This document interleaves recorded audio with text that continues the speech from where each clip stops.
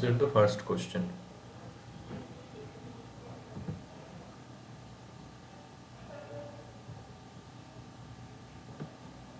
So consider this operator for a two-state system given by this. So this is written in bracket notation, and of course you know by now that this is the outer product.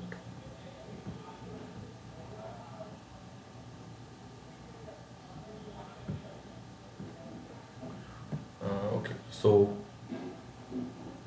Kate 1 and then bra 1, so this is outer product, and similarly two other terms they are outer product. So this is the Hamiltonian given in the two-state basis. So of course you know outer product represents the matrix. So this is actually the matrix form of Hamiltonian operator, but written in this bracket form. So nothing else. So given this operator H, now 1 and 2 are said to be mutually orthonormal gates. So we have to find the eigenvalues and corresponding eigengates of this H operator. So let me begin by first asking you one question. So in our usual quantum mechanics, where we know that the Hamiltonian is an observable, right? So if you measure the Hamiltonian, so measuring Hamiltonian means actually you are measuring energies. So it is an observable. So can you recognize whether there is a problem with this given Hamiltonian? So okay, so you may see that I have striked out the Hamiltonian phrase. So it was in your question it is given as the Hamiltonian operator, but I have striked out this Hamiltonian phrase. So this is now for our discussion just an operator H. So can you recognize a problem about this operator? So what do you think? So can it be a Hamiltonian where this Hamiltonian may be an observable?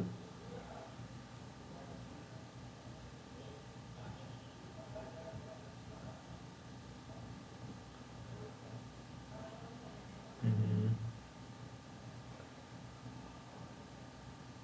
So the problem is that the given H operator is not Hermitian. See, so when we write this H as this matrix form, like this is just the matrix form of this given outer product. Sorry, this full thing. So I have just written this H operator in this matrix form. So you see this matrix is not Hermitian because the off diagonal terms are real, but you know this matrix is not symmetric. So that is why this real matrix but not symmetric, that is why it is not Hermitian. And then this H operator is not Hermitian, that means it should not be an observable. So in usual quantum mechanics, where we treat the Hamiltonian operator as an observable, so this cannot be a Hamiltonian operator in our usual quantum mechanics, like where the Hamiltonian operator is an observable. So that is why I have striked out this Hamiltonian thing. So just think of it as an operator, as a given operator, and now we have to simply find the eigenvalues and corresponding eigengates. So one thing you may be familiar with.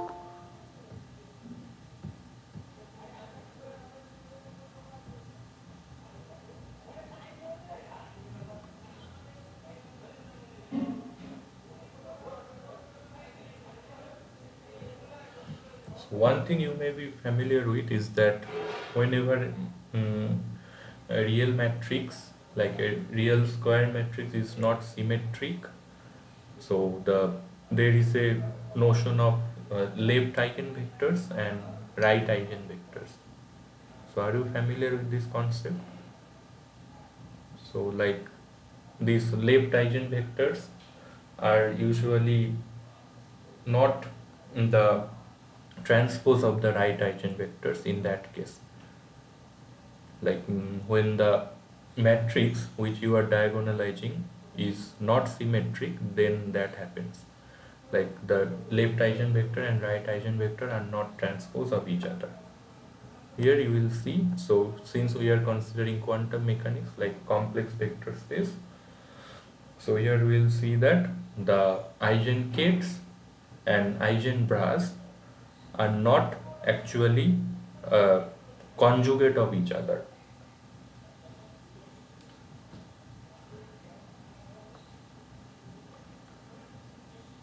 So let us now begin to find the answer.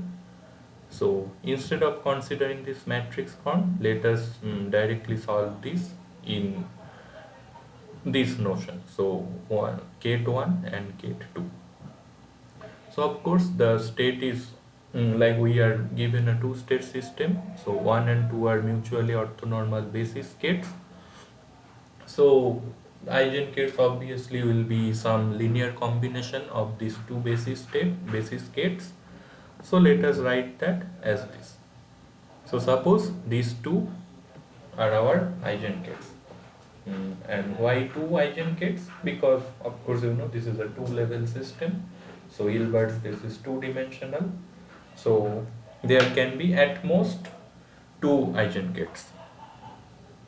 So let us write it out as like this. So suppose these two are the eigenkets, psi 1 and psi 2. So this is the linear combination, and I have not cared about the normalization right now. So now how to find the eigenkets? So it has to be an eigenket. So just act with this Hamiltonian operator and you should get the answer to be proportional to your eigenket. So act on this psi 1 with h. Now h is given as in this form, and you know that 1 and 2 kets are mutually orthonormal, so that means the inner product between bra 1 and ket 2 is 0. Similarly, bra 2 ket 1 inner product is 0. So using those, you can easily calculate h psi 1 as this simple.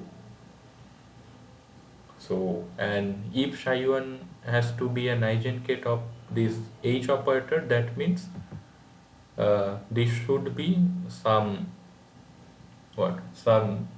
scalar multiplied to psi 1 itself. So by hypothesis, this should be equal to lambda 1 psi 1 for some lambda 1, and we have to find this lambda 1. Similarly, for this psi 2 also same thing will happen. Okay. Now collect the coefficients from both hand sides of ket 1 and ket 2 and equate them to be 0 separately, because since 1 and 2 are orthogonal, that means they are also linearly independent. And when two vectors are linearly independent and some combination of them is 0, that means the linear coefficients of those combination must themselves be 0. And using this linear independence property, you can find this. Like this follows from the first one. So in the left hand side, your coefficient of 1 was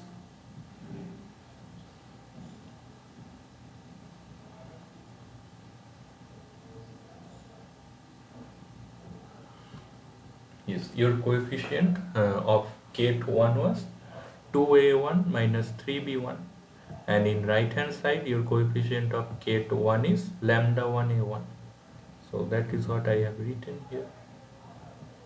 And similarly for the coefficient of ket 2, so this is minus ea1, and in right hand side it would be lambda 1 b1. That is what I have written here. And similarly for the second state also, it's nothing, just replace a1 by a2 and b1 by b2. So now let us form. So of course you recognize that this is a system of linear equations. So we know how to solve these systems. So the one of the easiest methods is to solve by writing out matrices, etc. So let us do so. So these two equations, so both of these equations can be represented in this matrix form, right?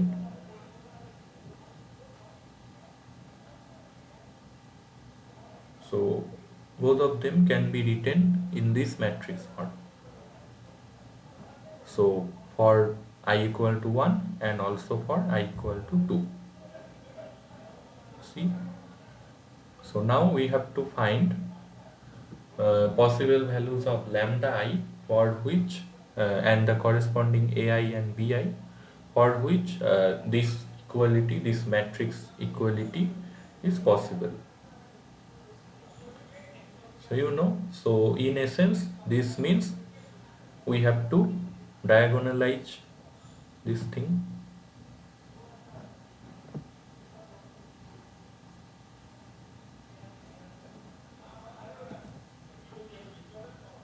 Diagonalize these things, or let us not use the word diagonalization, but if you bring the thing at the right hand side, in the left hand side you will see that you will get a matrix multiplied to ai bi is giving you 0 0 vector, right? And you know, so the matrix multiplied by multiplying a ai bi vector and giving result 0, so only possibility when we get a non-zero AIBI, like non-trivial AIBI, is if the matrix is singular. Singular means determinant is 0. So if the matrix that is multiplying A had determinant non-zero, then there would be only the trivial solution ai equal to 0 and bi equal to 0. So to find the non-trivial solution, we said determinant of this thing equal to 0, because determinant because okay, so highlighted matrix times ai bi is equal to 0 vector, and we will find non-trivial solution for ai and bi when determinant of this matrix is 0. So let us now find the determinant of this matrix.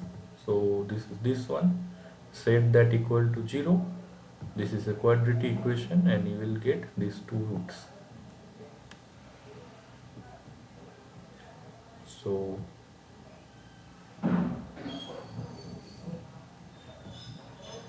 okay, so you have got two roots, lambda equal to 3e and lambda equal to minus e.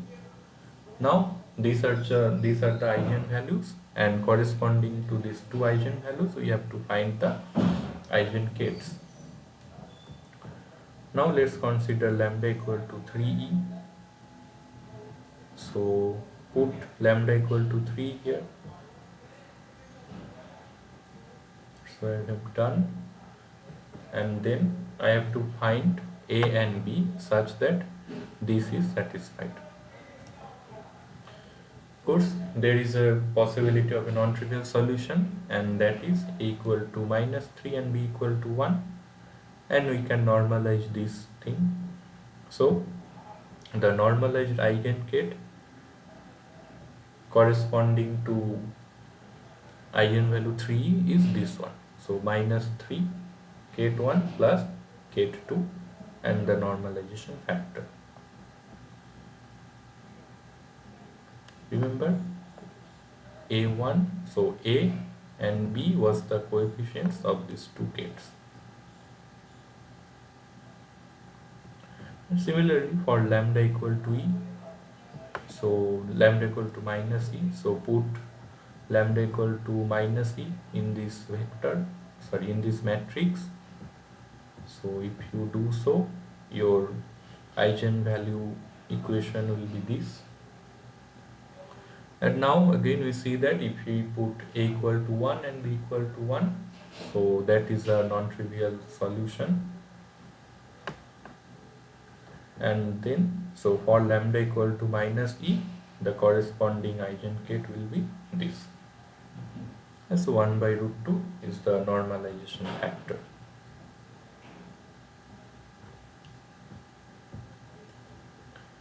So, fine.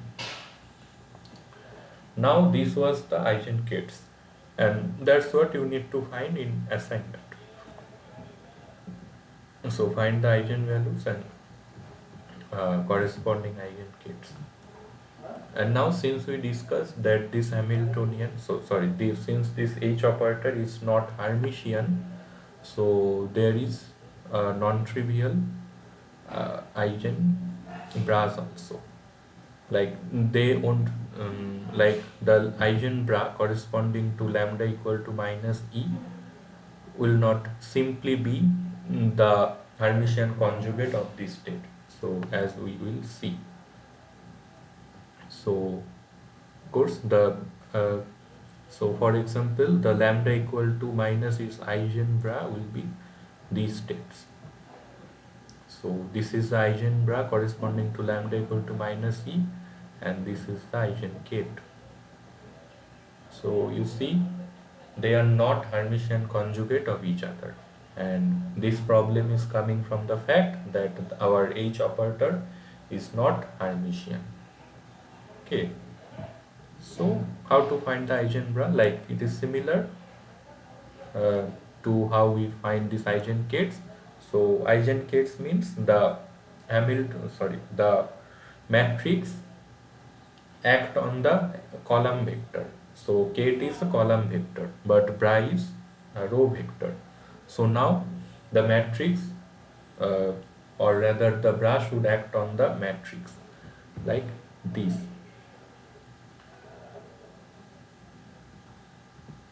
So when this happens, we call this AB row vector as an eigenbra. So eigenvalue, so okay, lambda equal to 3. So lambda equal, if you put lambda equal to 3 here and then try to find this eigenbra. Similar, just instead of multiplying the matrix on a column vector, you are just multiplying it with a row vector. And you know, by matrix multiplication you will see that A equal to 1 and B equal to minus 1 is a possible solution. So lambda equal to 3's eigenbra will be this one, and if you see lambda equal to 3's eigengate was this one. See, and they are not Hermitian conjugate of each other. So similarly you can find the lambda equal to minus E eigenbra. So that's that. So if you have any question, please feel free to ask.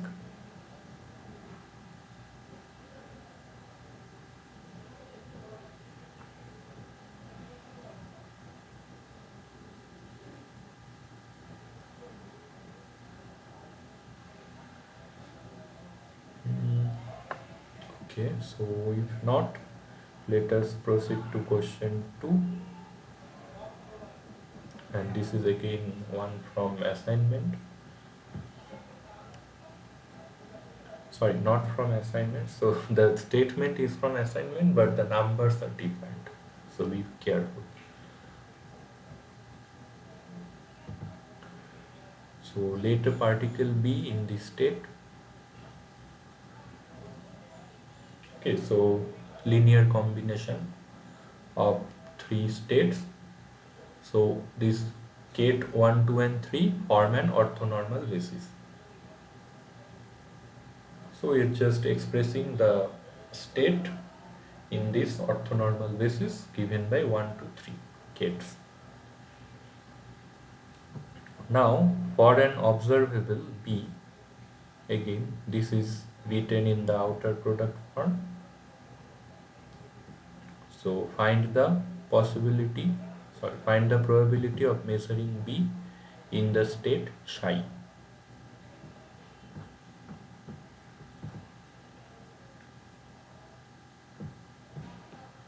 So for an observable B, find the probability of measuring B in the state psi.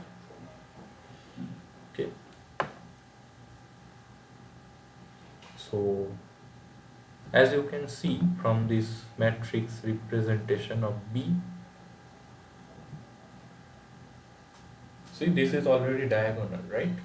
So in this 1, 2, 3 basis, the observable B is already diagonal, like there is no off diagonal terms, so it is diagonal, and the eigenvalues are A, B and 0. So 0 is the corresponding eigenvalue of the eigenket 1.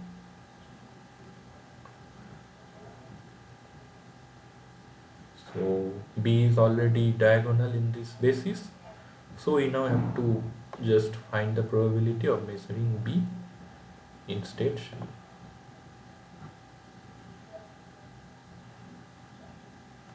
Like, yes, you can also check this, like this B operator acting on this ket 3 will give you B ket 3.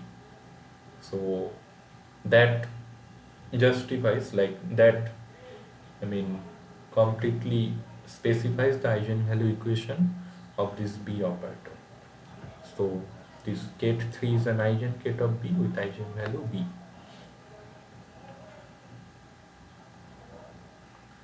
So so we are already in the eigenbasis of this B operator, and the state is a linear combination of the eigenkets. Now we have to find the probability of measuring B.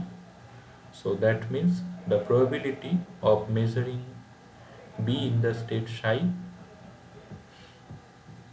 is given by this.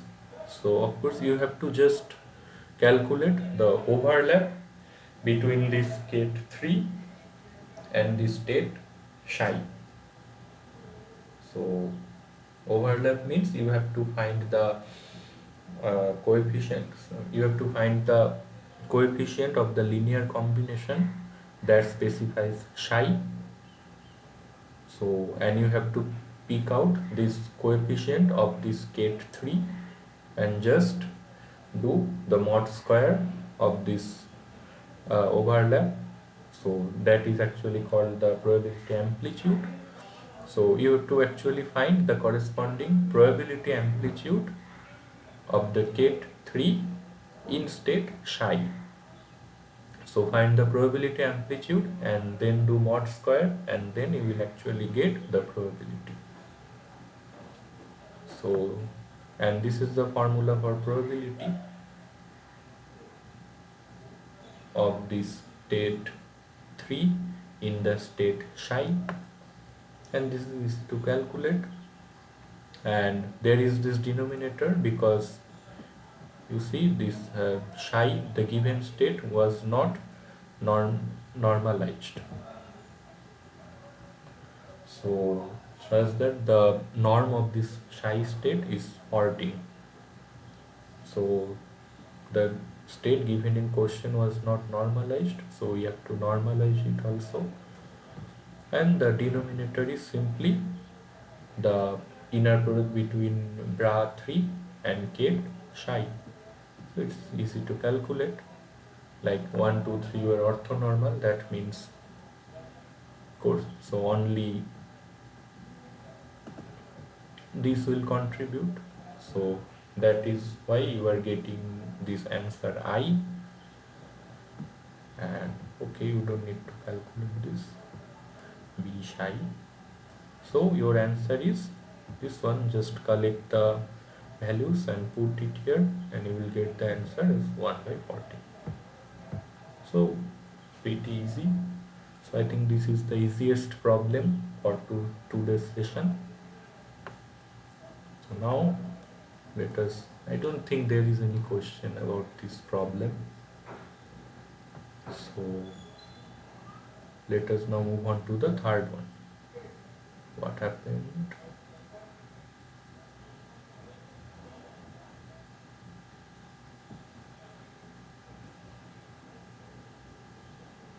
Okay.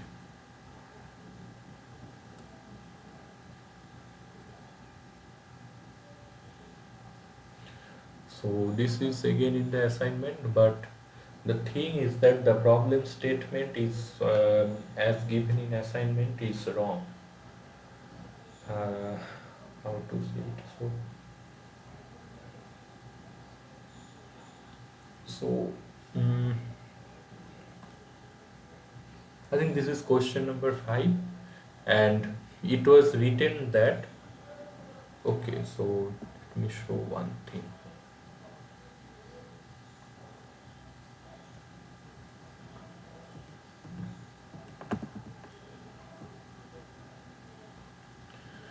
Okay, so it was written that the expectation value of a commutator of some linear operator A with Lz is IH cut. So expectation value in the state Lm, L comma M, and the operator was the commutator of Lz with some linear operator A. And that expectation value was written as IH cut, but that is not possible. That should have been 0. Okay, but ignore that, because to actually solve this problem, so and after that false statement, we are asked to find the expectation value, this expectation value. Okay, so after that false statements, it is asked in the question to find the expectation value in LM basis of this Z Py operator. Okay, and LM means, but I don't think LM was covered. So L comma M is the simultaneous eigenstates of L square and Lz. So you know L square is the like norm square of the angular momentum, and Lz is the angular momentum along z direction. So they are observables in quantum mechanics, and L square and Lz commute. So that is why they are compatible observables, and that is why they have simultaneous eigenstates, and the eigenstate is characterized completely by two quantum numbers L and M. So L corresponds to the eigenvalue of L square. So this is the relation. This is the eigenvalue equation for L square. Okay, and M is the Lz eigenvalue. So if you remember, so M is called the magnetic quantum number, and this L is this small l, that is a number, is actually orbital angular momentum, and M is magnetic quantum number. Okay, so these are the eigenvalue eigenvector relation for these two operators L square and Lz. Okay, and as I said, Lz and L square are observables in quantum mechanics, and we know the property of observables. They are Hermitian. Okay, and the property of Hermitian is that the eigenvectors corresponding to different eigenvalues are mutually orthogonal. So we have studied this in our previous session. So the eigenvectors of a Hermitian operator corresponding to different eigenvalues are mutually orthogonal. So we will have this orthogonality relation here. So, and okay, we are assuming that these L comma M states are normalized. So you see, when L1 not equal to L2, this is 0 because of this delta N1 in L2, and when M1 not equal to M2, this is also 0 when M1 due to this delta M1 M2. So it is non-zero only when L1 equal to L2 and M1 equal to M2.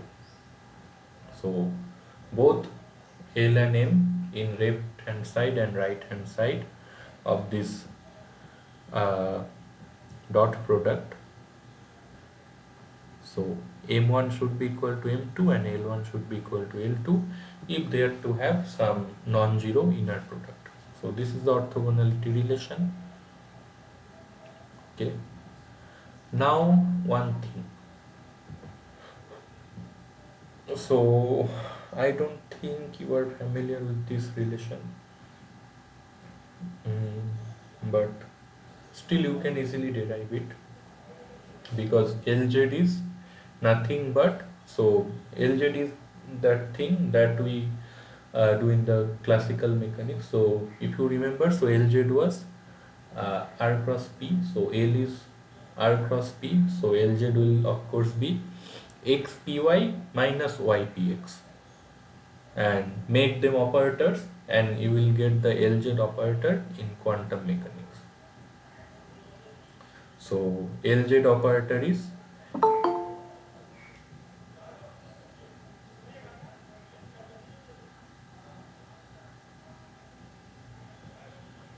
xz operator is operator x operator py minus operator y operator px. So this is the Lz operator, and using the like commutators between x, z or x, y or x, px or x, py, all these things, you can actually show that this Lz and z mutually commutes. Lz and z mutually commutes, but Lz and px, when we make them a commutator, and that gives us IH cut py operator. So similarly you can derive this also if you use the Lz expression in terms of x and p, like r and p. So the commutator between Lz and px is IH cut py. Okay, so in a sense Lz and z commutes, but Lz and px do not commute. Okay. So since Lz and z commutes, and in quantum mechanics z is also an observable. So you know the position coordinates are observables in quantum mechanics, and Lz is already observable as we discussed, and now you have two commutating observables Lz and z. Similarly, you can show that this is another commutation relation. So commutator between L square and z is also 0. Commutator between L square and z is also 0. So that means, so what does that mean? So Lz and z is 0, and L square and z is also 0. So we know that when two observables commute, so one's eigenbasis actually diagonalizes the other. So since Lz and Z commutes and also L square and Z commutes, that means uh, the eigenbasis of Lz and L square will actually diagonalize the Z operator. So consider this.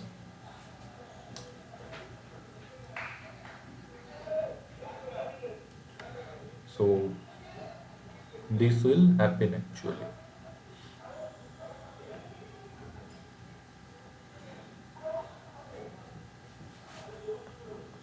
Like when L1 is not equal to L2,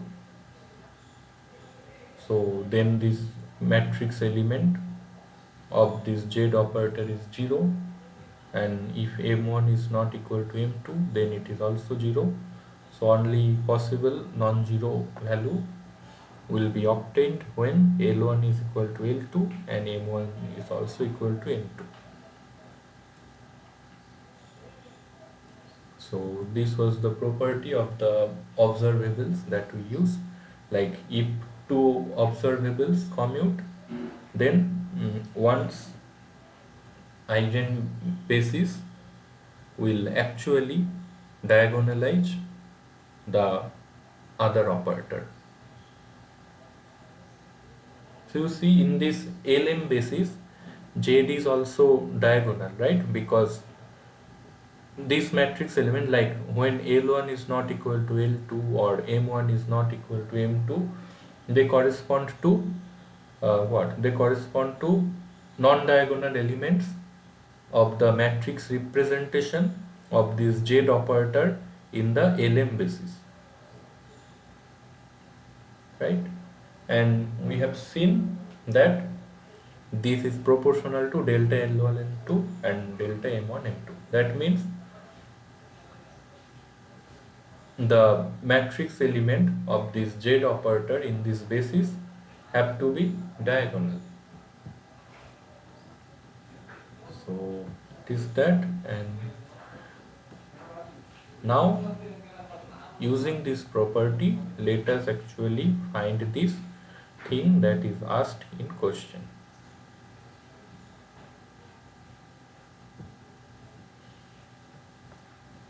Okay, so ZPy, and now of course you know, so we have written L comma M as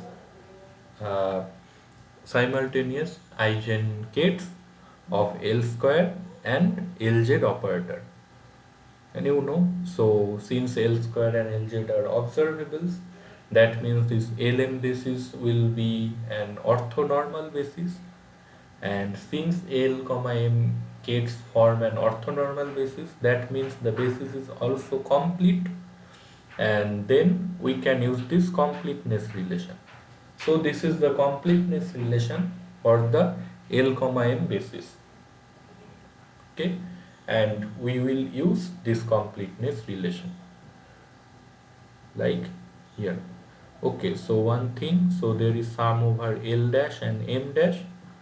So of course you know the M dash runs from minus L dash.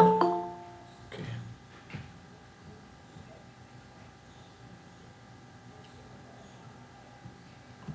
So for a fixed L dash, M dash runs from minus L dash up to plus L dash, and L dash runs from 0, 1, 2, 3, like it takes only integral values. Remember we are, so this L is orbital angular momentum and this is integer. So these are the like summation ranges for L and M, like I have elaborated it here. Okay, So, but the main important trick here is to introduce this closure relation or completeness relation, like here. So I have introduced the closure relation here because so you have the the operator you have is z py. I can of course write it as like z multiplied by identity operator and then multiplied by py operator, because identity acts like nothing, so it's just like it does nothing, so it changes nothing. So I can of course introduce an identity operator between z and py like here, and that is why, and that is how I have introduced the identity operator and use the completeness relation here. Okay, fine. And now we have just discussed that this z operator is diagonalized in the L, M eigenbasis. So now we have to use this relation. So I have written proportional, there should be a proportionality constant, but that is not our concern. Our concern is, okay, our concern is this matrix element is equal to this by our previous discussion. Okay, now you are summing over m dash and L dash, and there is only one there is only one value for L dash that will give you non-zero contribution, and similarly one value for M dash that will give you non-zero contribution. So the only non-zero contribution will be obtained from L dash equal to L and M dash equal to M. So, and all others are 0. So that is why in the next step, so your operator was this, like this matrix element was this, and now of course after summing and using the properties of this Kronecker delta, we will be getting this one. Fine. So now we have to find the matrix element, this matrix element.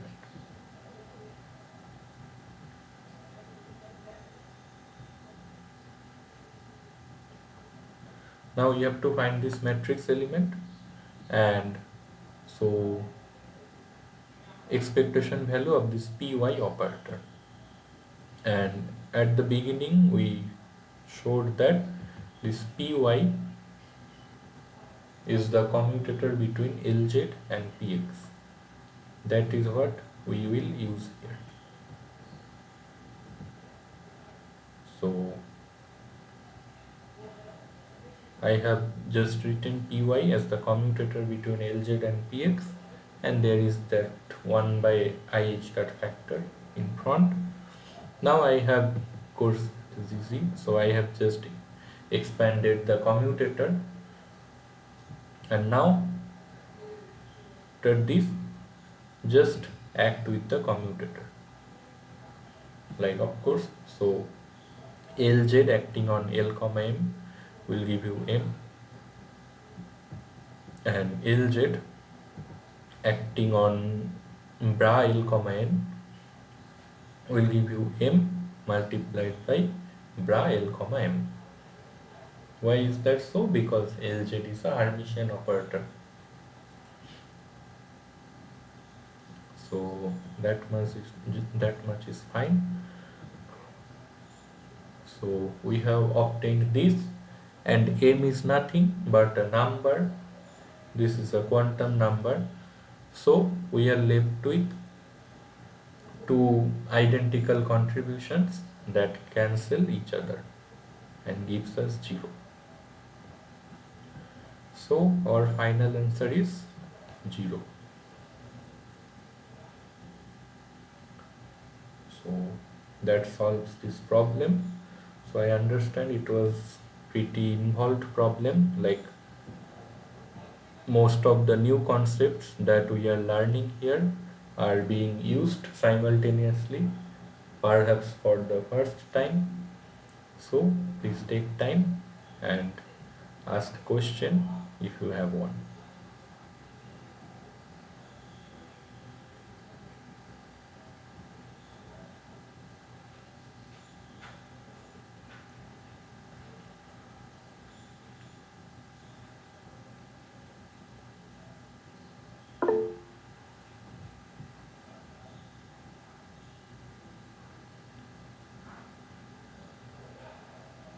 Okay, so you mean the entire problem or some specific part of it?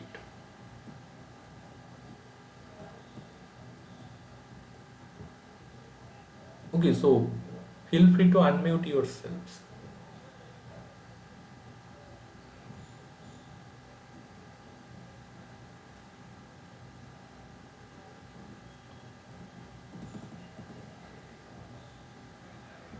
So, okay, let me just go through it once again.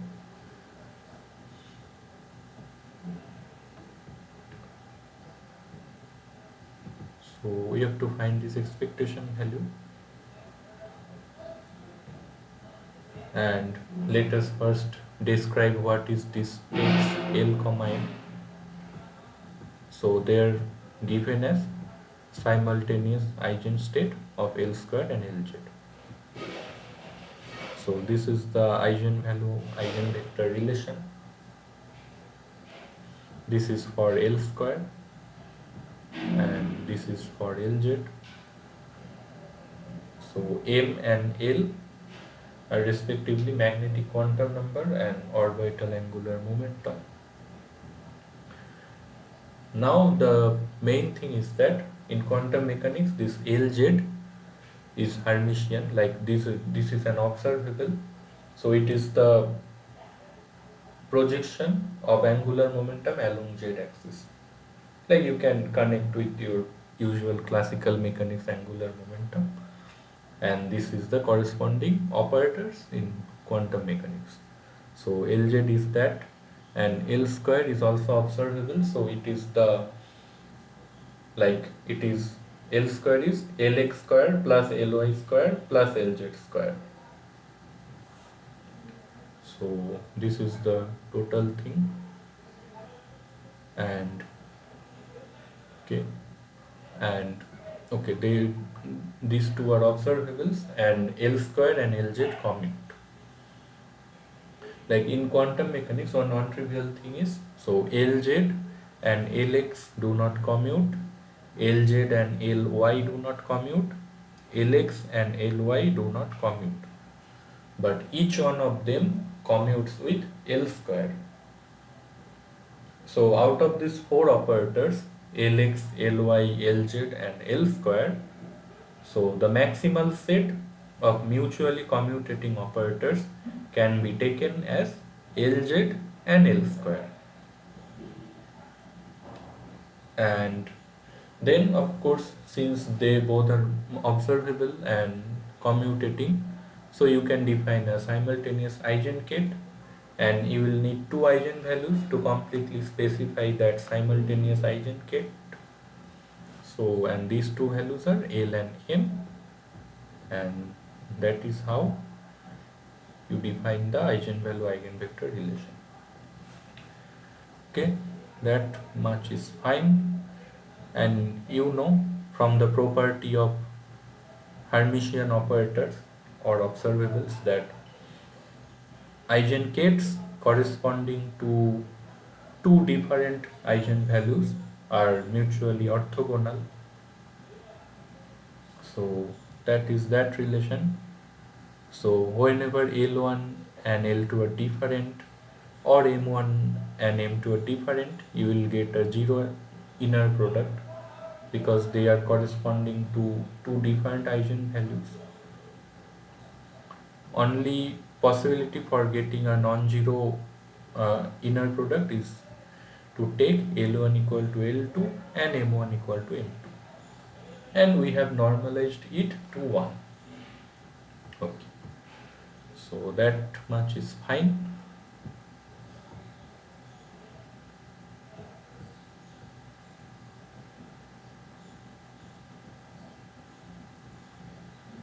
So you are asking the lower part. Okay. So now I hope so you have understood that Lz and Z commutes, Z is observable, and L square and Z also commutes. So that means this Z operator is diagonalized in the L comma M eigenbasis. Okay, so we will use this fact. So now let us return to the actual problem that is asked, and that is to find the matrix element, this highlighted matrix element. And you see, since L and M, since this ket L comma M is so since this form an orthonormal basis, that means this L comma M eigenkets form a complete basis also, and this is the completeness condition. So this is the completeness relation or closure relation. Fine. And this is identity operator. So an identity operator changes nothing, as I said. So you can just introduce an identity operator in between Z and Py, right? So the operator that is given is just simple multiplication of Z and Py operators.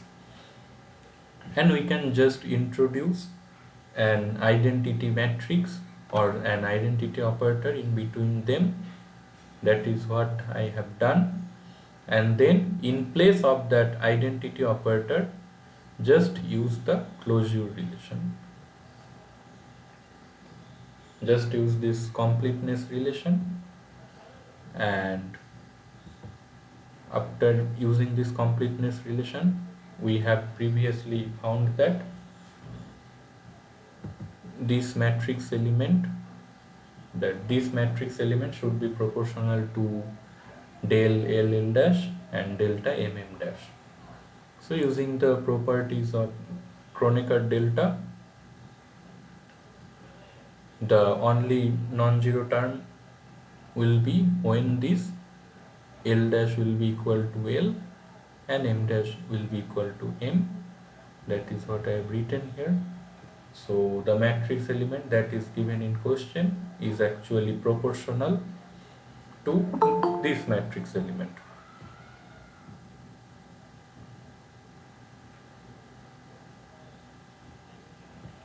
Okay, so the one given in question is actually proportional to this matrix element, so Py.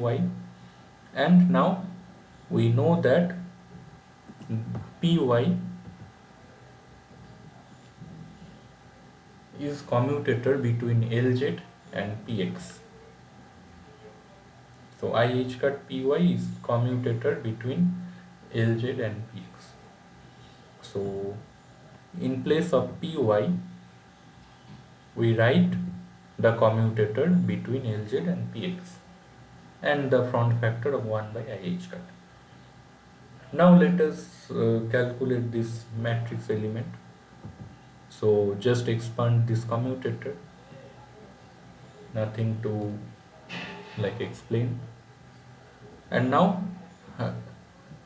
use the value eigenvector relation for this Lz operator. Like Lz acting on bra L comma M give you this much, right?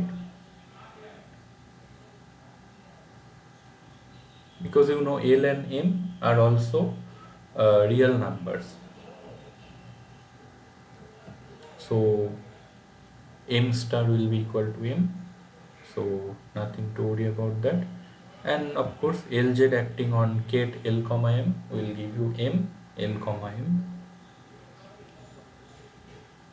So you have got these two terms after acting with Lz, and now we recognize that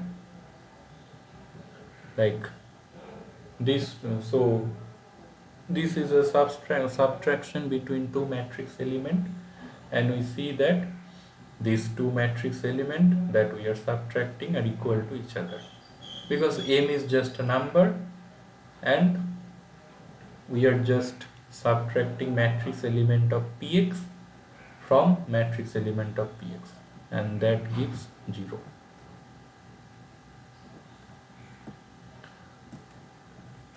So the thing that is asked in question is proportional to 0.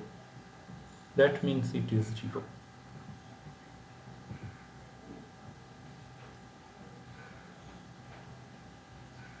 Okay, so is it a bit clear now?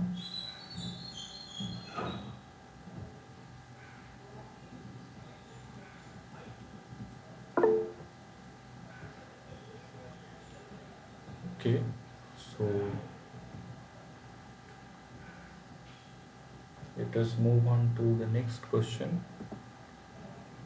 or better, okay, so next to next. So this is a similar kind of problem, like we will use similar-tricks.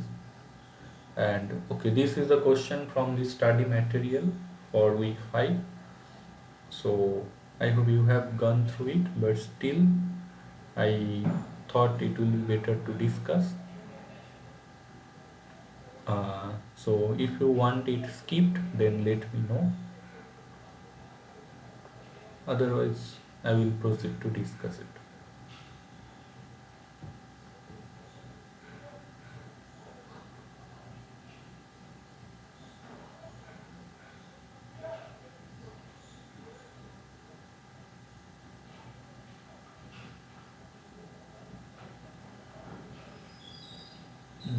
Okay, so let us discuss it. So consider a particle in 1D whose Hamiltonian is given by this, the usual Hamiltonian, p square by 2m plus Vx, and that is the potential. Now if this ket A is an energy eigenstate with energy Ea, so of course there will be multiple kets, and this energy eigenstates will form a complete orthonormal basis. Okay, so we have to show two things.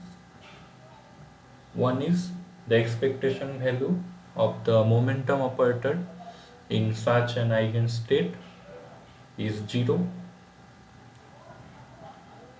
and then there is this relation. So this is a relation involving matrix elements of position operator in energy eigenbasis.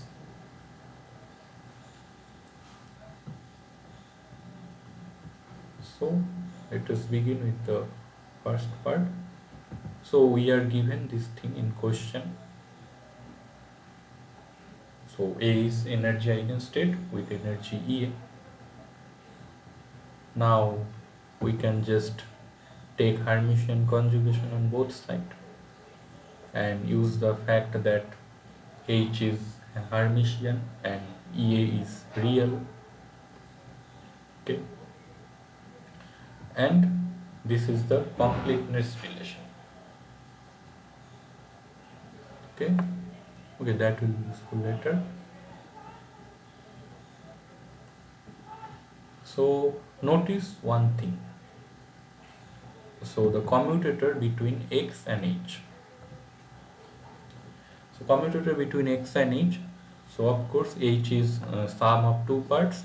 So first this is commutator of x and p square by 2m, and then the second part is commutator of x with vx. Now you know x commutes with every function of itself, right? So Vx will be involving some like x square, x cube, x to the power 18, all these kind of things, but take whatever you want. If it is a function of this x operator, then it will of course commute with x, because x and x commute.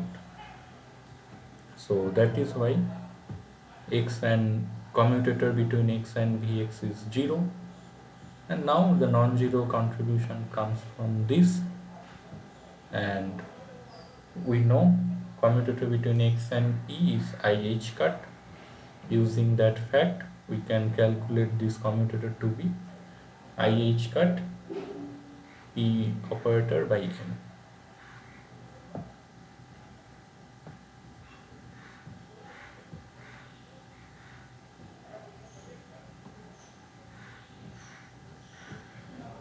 Okay. Now let us find this matrix element. So this is what we need to find. So this is this p operator, and in place of this p operator here, we will just use the commutation relation that we have just derived. So replace this p operator by this. Simple. So exactly the same thing that we have done in the previous problem involving angular momentum, and you by now you may have anticipated that the answer is going to be 0, and that is indeed the case. So now expand out this commutator again like we had done in the previous problem.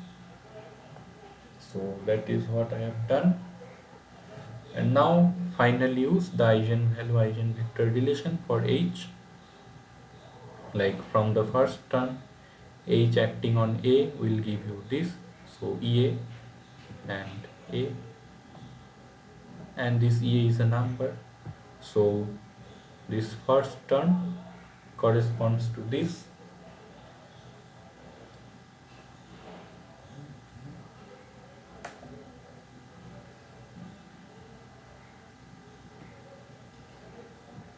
Okay, and similarly the second term, you may use this relation, this Eigenbra relation, right? So this part is equal to this. Thus this second term corresponds to this one.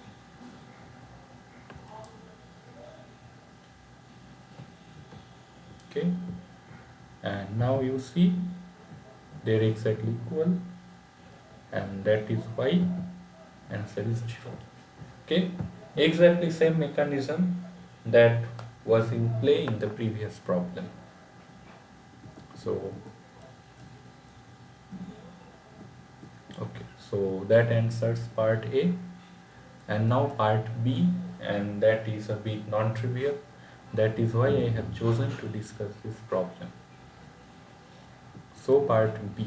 So let us start with left hand side. So the left hand side is this. Okay. Now let us write this mod term by fully expanding it. So you know this is the one is this multiplied by its complex conjugate. So this part is complex conjugate of this part. So multiply them and you will get the modulus square, right? So these two parts, these two highlighted parts are complex conjugates of each other. And there should have been an x dagger, but we do not put dagger on x because x is unobservable. That means x is Hermitian. So that means, okay, the second term is nothing but the elaboration of the first, the LHS. Okay. Now this thing. So okay, we have, so there is this subtraction between two terms. So let us write these two terms separately. So one is this, and the second is this. Like I have just written this this multiplication, like multiplication between this and this as subtraction. Okay, so I have just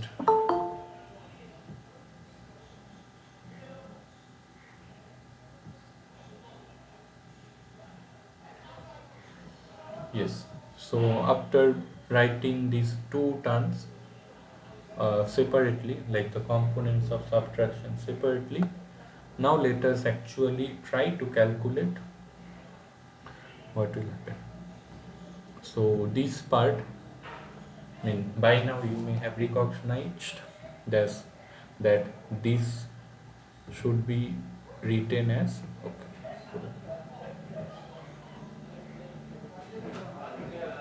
okay, so this should be written as like this, right? This is the eigenvalue eigenvector relation for Hamiltonian operator, right? And we know that eigenvalue corresponding to ket A dash is E A dash. That is what I have used here. Okay, this much is fine. So the first term follows from that, and remember there is still summation over A dash for this first term. Now look at the second term. Remember that there is a summation over A dash.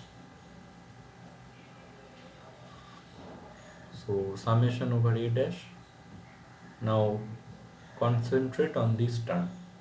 Of course, summation and A dash will only act on this part, and doesn't it look familiar? Like this looks like the closure relation or completeness relation of energy eigenkets. So this is the completeness relation. So using this completeness relation, let us replace this summation over this A dash ket, A dash bra, and sum over A dash by this identity operator.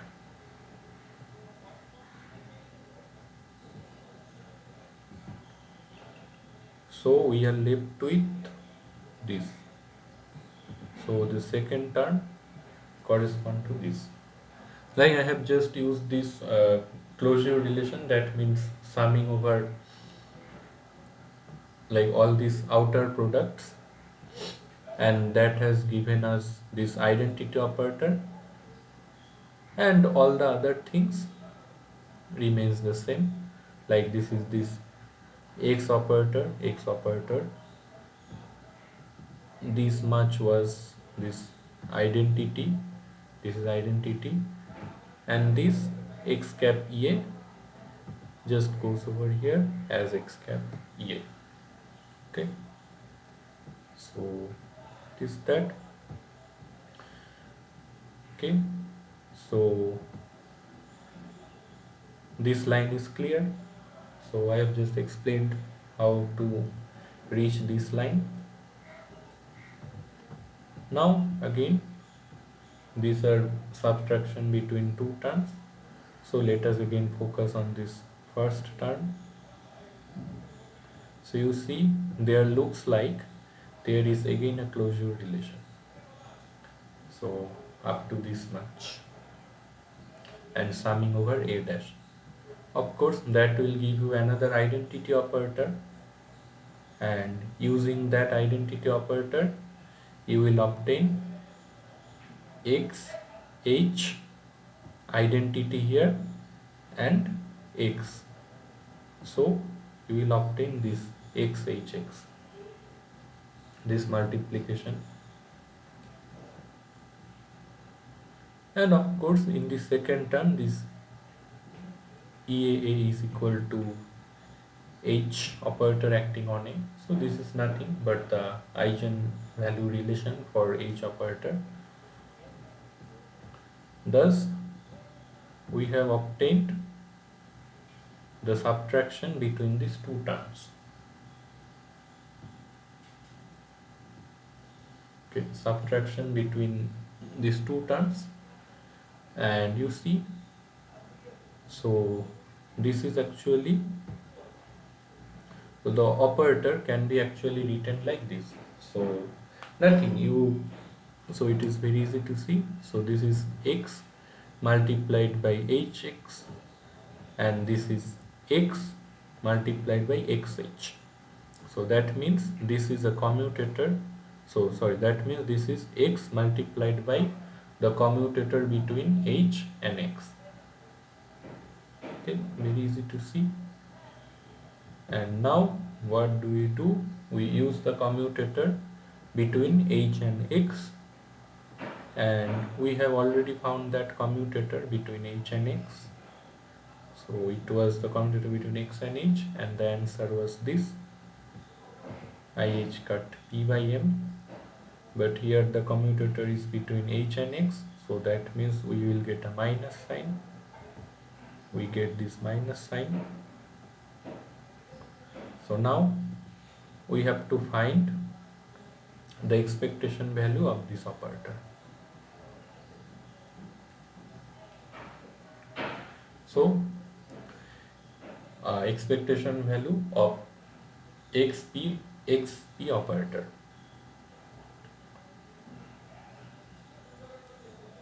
Okay, now how to find this? So let us denote this matrix element, the same matrix element, as M. Okay. So is M real or complex?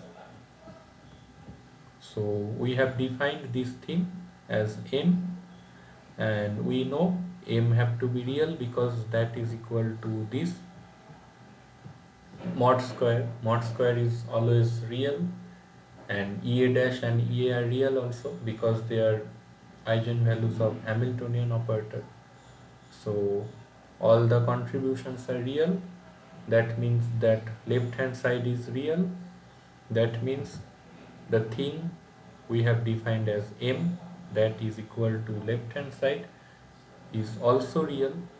So that means this quantity is real. So now let us take this M star thing. M star will correspond to taking Hermitian conjugate of the operator.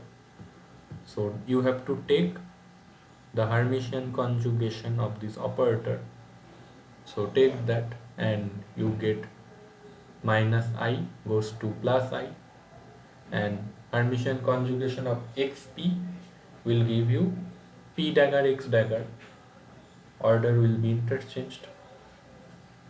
So Hermitian conjugation of xp is p dagger x dagger, and p dagger is p, x dagger is x. That is why upon Hermitian conjugation you will get this. Okay. So this part follows from Hermitian conjugation relation, and we have also just seen that M star is equal to M because M is real. Okay, so put this equal to M also. So what do we have? So M is equal to half M plus M star. So just writing it in a fancy way, M plus M star. So because M star is M also. And now just substitute these two representation of M and M star.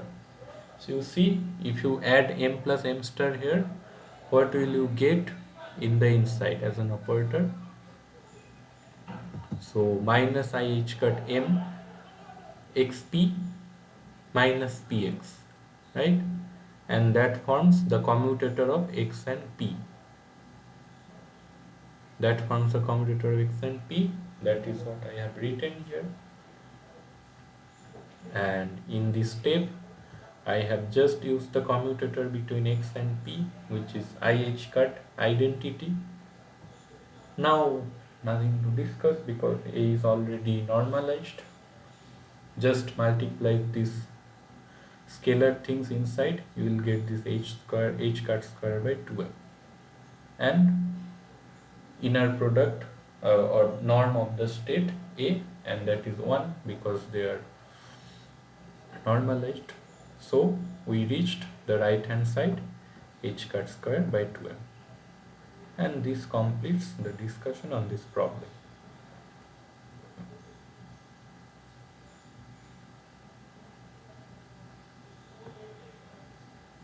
So if if you have any question, please feel free to ask.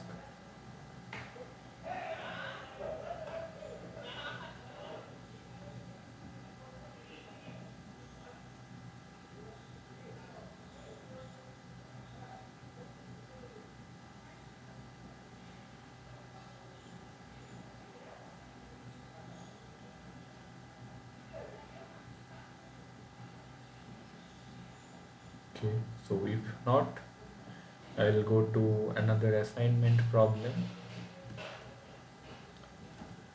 And so in assignment, you were asked to find for 1D free particle. So you were asked to find some, well, so which commutators are zero and which commutators are non-zero, that problem. So commutator between parity and momentum, then parity and momentum square, this.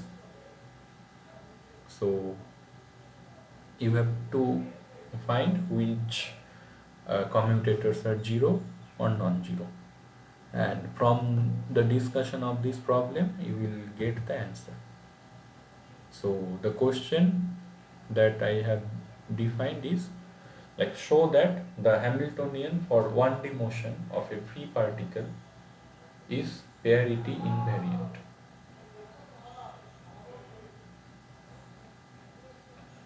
So this is the problem, and parity invariant. So Hamiltonian being parity invariant means you have to actually show this H, the commutator between H and parity operator have to be zero.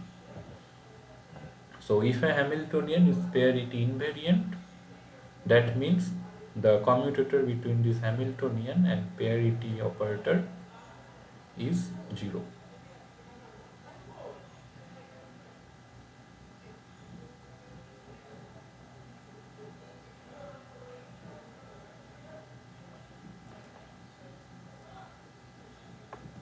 Okay, so let us begin. So the free particle Hamiltonian, of course, is this one, and let this curly p. So we have to be a little careful because p is momentum. So the like Roman p is momentum, and this curly p is parity. Okay. Now we are familiar with the action of this parity operator. Like on position space, this parity operator acts like this.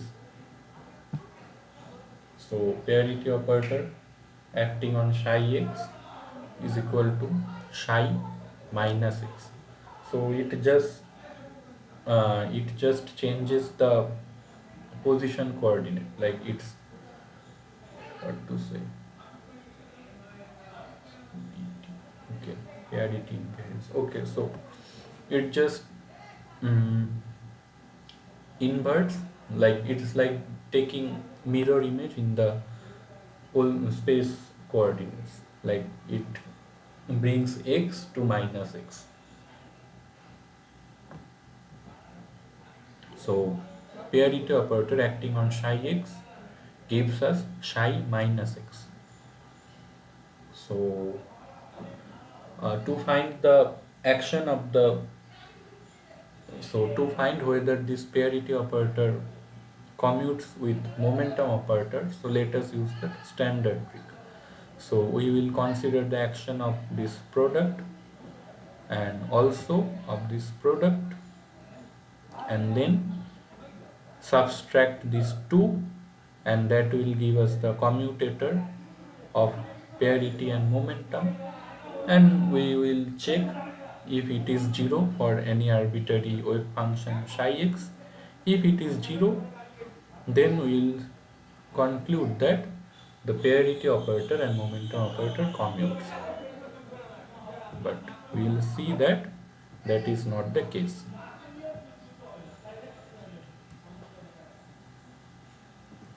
Okay, so let us first consider this. So this means the momentum operator first acts on psi x, then parity operator acts on that mm, product, like this. So this is the action of the momentum operator on psi x. So IH cut del x psi x. Okay, this is the action of the momentum operator. And now the action of parity. And what have we discussed? That so we have discussed that the parity changes the argument of a function in position space to, like, from plus x to minus x. So like here you see, so in the highlighted thing, if you treat this as a function of x, parity should change it uh, into a function of minus x. So parity operator acting on this highlighted thing will give you this.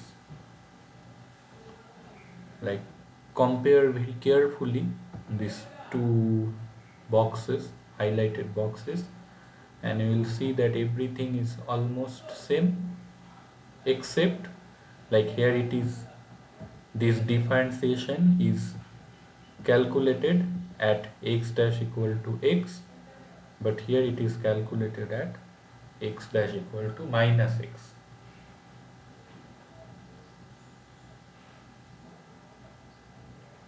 Right? Now substitute x dash equal to minus x here, and you see del x dash should be then equal to minus del x. Okay, and that cancels the minus sign in front, and the psi dash and the x dash inside psi is only converted into minus x, and that is how you get this answer.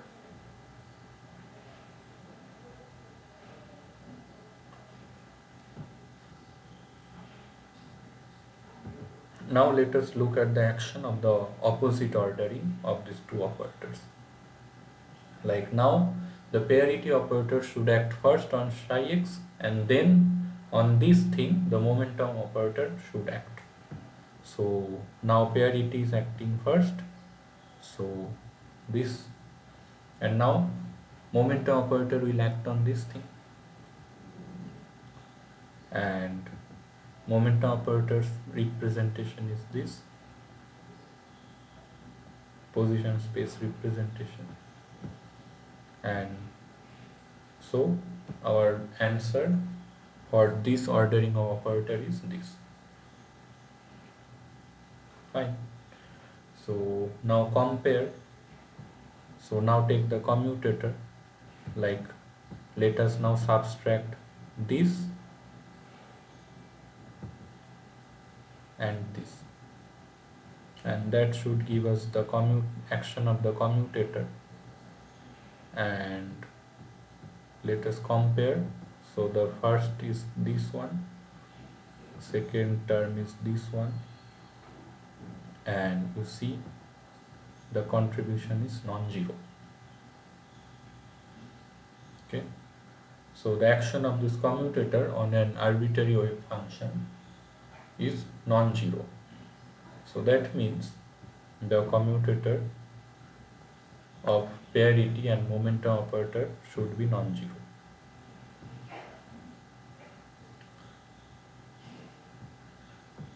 Okay, so they are non-zero. Fine. So now what about commutator of parity and momentum square? Okay, let us see. So one thing, instead of taking the commutator, if we take the anti-commutator, what happens? Like, you recognize this is exactly equal to this multiplied by minus 1. So now if we take the anti-commutator, like add these two actions, that should give us the anti-commutator between parity and momentum, and you see that anti-commutator acting on an arbitrary wave function is 0. That means this anti-commutator itself is 0. Now anti-commutator is 0. Now these things follows from this. Just expand out this anti-commutator and you will get this result. Now I think you are all familiar with this property of parity operator. Okay, so it's appearing a little vague. So this parity square, so if you act parity twice successively, it will give you the identity operator. So parity square is identity. So now let us multiply both hand sides by parity operator in the right or in the left, wherever you want. So let us multiply both hand sides of this relation with parity operator, and you will get this because of the relation that parity square is equal to identity. So this is the relation that parity momentum parity is equal to minus of momentum. Like as 3 operator multiplication successively, so this is parity momentum parity is equal to minus of momentum.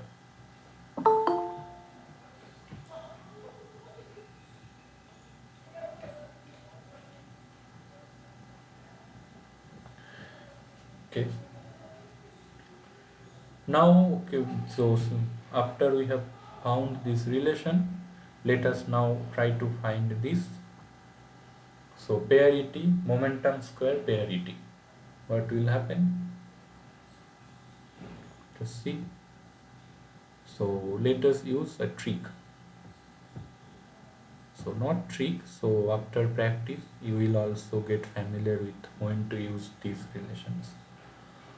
So let us use this momentum square as this. So I can always do that. So I have written this p square as PIP. Identity does nothing. So PIP is of course equal to p square. So let us write that. And after we have written this, let us write this identity as parity square because of this relation. So parity square is identity. So now in place of this identity, use parity square. That is what I have used. Parity square. Okay. Fine. Now you see, so you have got two sets like parity momentum parity, and again here parity momentum parity, and both are equal to minus of momentum, this and this, and it is equal to p square. Fine. So parity momentum square parity is equal to momentum square. Now let us act with parity in both sides of this equation, and you will get this relation, and this implies that parity and momentum square commutes. So since parity and momentum square commutes and the free particle Hamiltonian is proportional to p square, that means this Hamiltonian should also commute with parity. Sir, I have a doubt. Yes. When we took parity, momentum parity equal to minus p, the upper line, Then in the next line, why did we take parity, momentum square parity? I think I missed out. Okay, so I want to calculate this term. Okay, so after we have shown that parity momentum parity is equal to minus momentum, with this knowledge we want to now calculate this term, because in that question you have to find commutator between parity and momentum square. So with that knowledge we just want to find what will happen to this term. Okay. Okay. Another thing is that rather than doing it, so to find the commutator between parity and momentum square, you can also use these tricks. Like here I have shown it for momentum only, but you can also show it with parity and momentum square similar, like writing out these differential equations. So there you will get del 2 del x2 and all that stuff. So you can also use that thing. Okay. Yeah. So okay. So since parity and momentum square commutes, that means that free particle Hamiltonian and parity also commutes.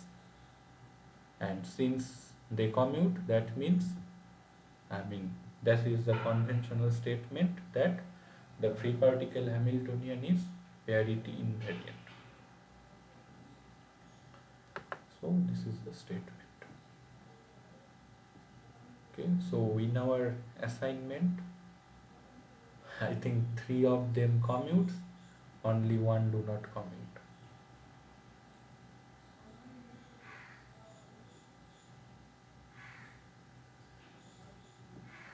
Okay, so this is there. So we have our last question.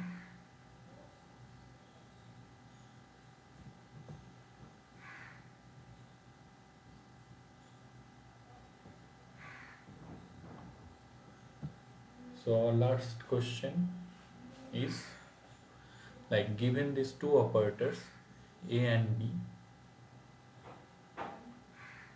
show that, why is this so easy?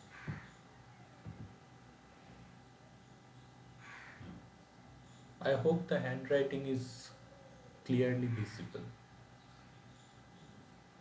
Okay, show that this operator, so in numerator you have a plus ib, and denominator you have root over of a square plus b square. So a and b are operators. So given these two operators a and b, and they are Hermitian and commute with each other. So given these two operators, we have to show that this operator is unitary. Now the thing is that the way the operator is written here does not always make sense. So it makes sense here because A and B are Hermitian and commute with each other, but they do not always make sense, because in quantum mechanics, so you should think this highlighted operator as multiplication of two operators. So like you should think it like that. So either like this multiplication or like this multiplication, and of course you anticipate that if A and B do not commute, then you have to worry about ordering. So that is the problem with operators. You have to actually worry with the ordering. But since here A and B commute, we do not have to worry about that ordering, and any of this representation is fine. So if A and B do not commute with each other, uh, this operator notation do not make any sense at all. So please keep that in mind. So with this caveat, now let us proceed.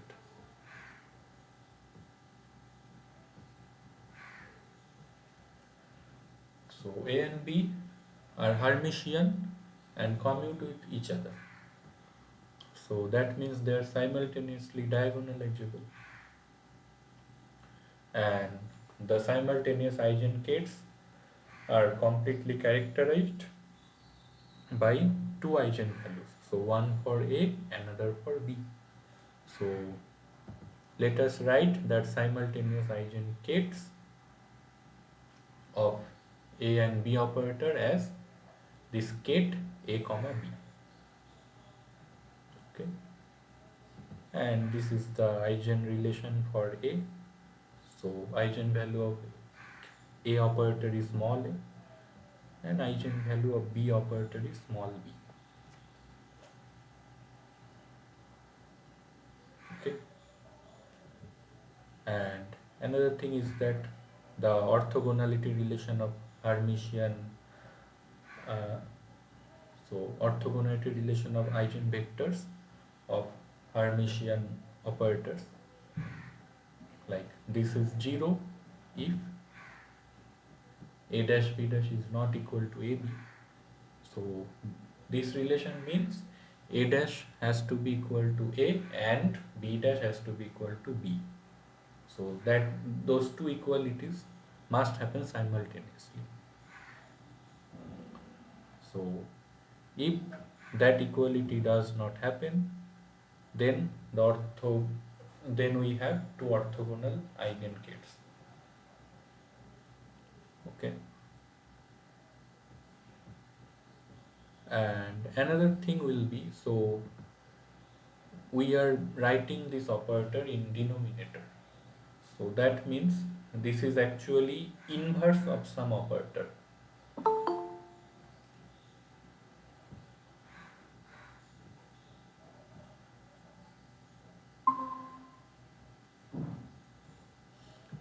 So this is actually inverse of some operator.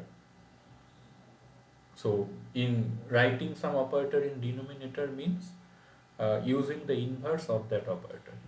So this is inverse of the operator root a square plus b square.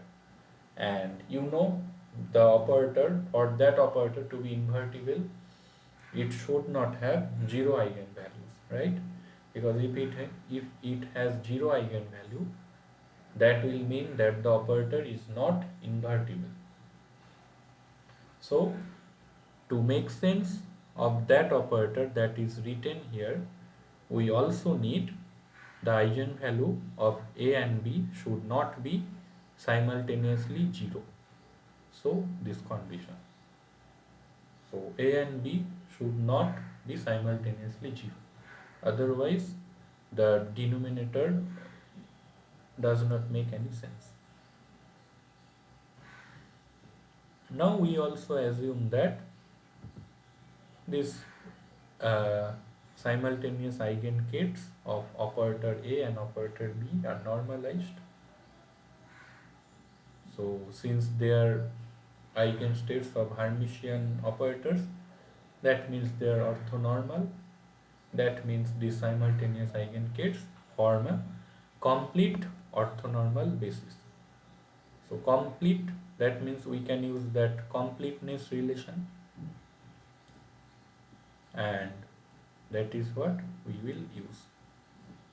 So now let us actually show that.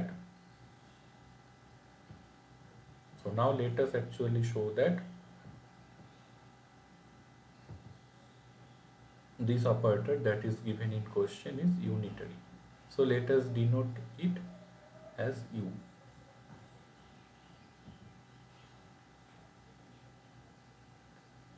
Okay. And now at the right hand side we shall use the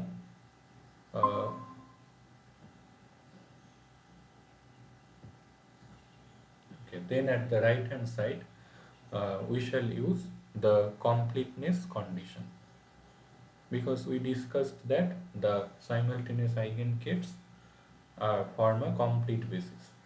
So this will be the completeness relation. So, in place of the identity operator, we have used the completeness relation. And now, after writing this completeness relation, you see, so this operator, you can readily find the action of this operator on the simultaneous eigenbasis of A and B operator.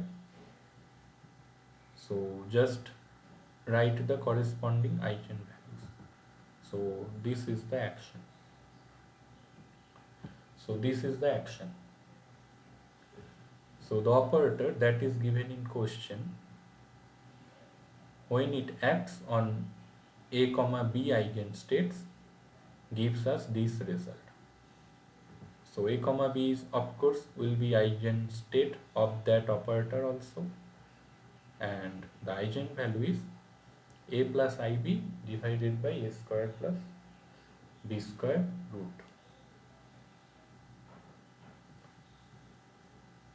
So this is the representation of this U operator that is given in question in the simultaneous eigenbasis of A and B operators. So this is the representation of U operator. Okay. Now it is easy to take the dagger in that basis. Like, no, not so. This is just a representation of the U operator in the simultaneous eigenbasis. Now, so, and this is of course this is the outer product form. So now it is easy to take the dagger also. Like, of course, you know, since A and B both are Hermitian, that means small a and small b are real numbers because they are eigenvalues of Hermitian operators. Now take the dagger, that means you have to take the complex conjugate of this operator, and taking the Hermitian conjugation of this outer product give you back this outer product, same outer product. So U dagger has this representation.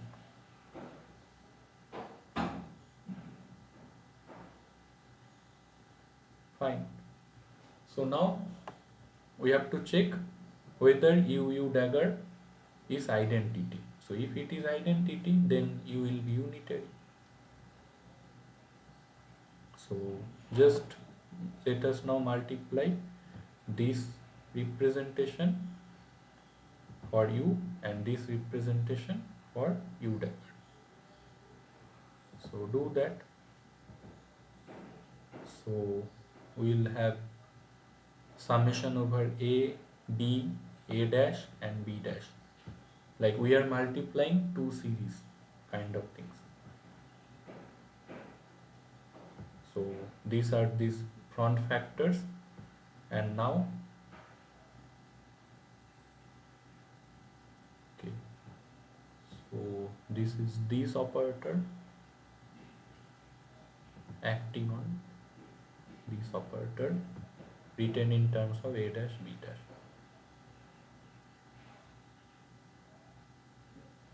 And of course there is this orthogonality relation between the simultaneous eigenkets.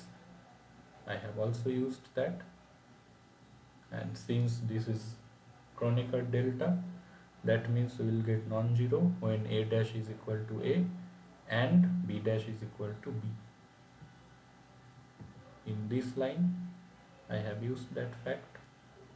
So sum over A dash and B dash is complete and trivial, and now we are left with sum over A and B. Okay.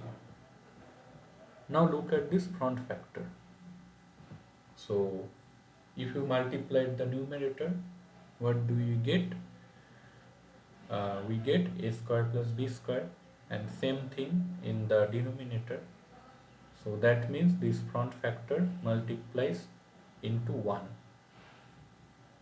So this is this 1, and then there is this thing.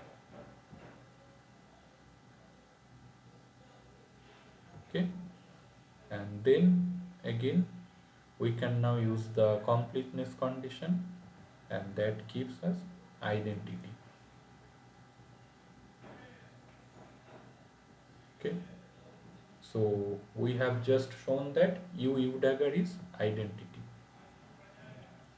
and similarly you can also show that the reverse order, that is u dagger u, is also identity. Just redo all these steps and you will get easy clarification. Like u dagger u is similarly identity. Just the so that means the operator u, so we denoted this as u, is unitary.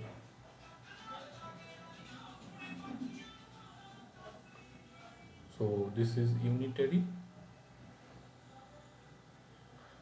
like, so that completes the discussion on this question. So as an example, we also see that if A is Hermitian, this is an unitary operator, 1 plus Ia divided by 1 minus Ia. So from this, so just look at this and you will understand that this is a unitary operator when A is Hermitian.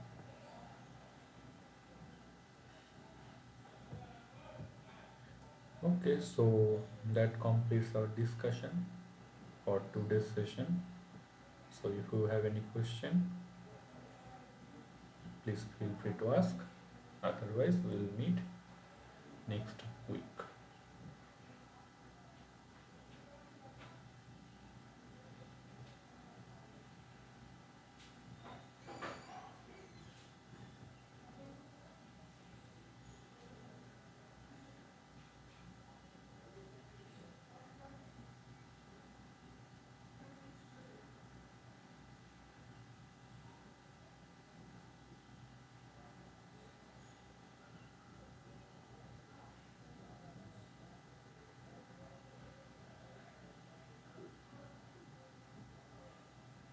Uh, okay, so I don't think there is any more question. Okay, so I'm ending this session.